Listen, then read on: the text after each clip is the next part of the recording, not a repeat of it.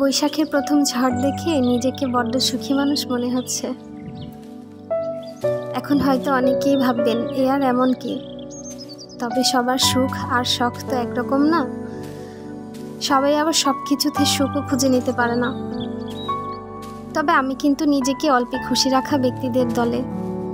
যেমন এই মুহূর্তে এমন মুক্ত আকাশ দেখে নিজেকে সদ্য জেল থেকে মুক্ত পাওয়া আসামি বলে মনে হচ্ছে। কি সুন্দর একটা মুহূর্ত, তাই না? আকাশে মেঘ করেছে, বৈশাখের প্রথম ঝড় শুরু হবে, তার আগাম বার্তা দিয়ে যাচ্ছে নিশ্চুপ একটা পরিবেশ, আর চারিদিকটা অন্ধকার। সব মিলিয়ে আমি বেশ উপভোগ করছি। আসলে নিজেকে খুশি করতে অনেক কিছু দরকার নেই। আমি কিন্তু বেশ প্রকৃতি প্রেমী। প্রকৃতি আমাকে এতটাই মুগ্ধ করে যে বৃষ্টি ভেজা একটা বিকেল, একটা সন্ধ্যা আমাকে এত বেশি সতেজ করে দিয়ে গিয়েছে, সেই রোদে পুড়ে যাওয়া গাছগুলোর মতো। আমিও যেন একটু প্রাণ ফিরে পেয়েছি। এই মুগ্ধ পরিবেশ আমাকে বারবার মনে করিয়ে দেয়, হ্যাঁ আমিও বেঁচে আছি এই গাছগুলোর মতোই।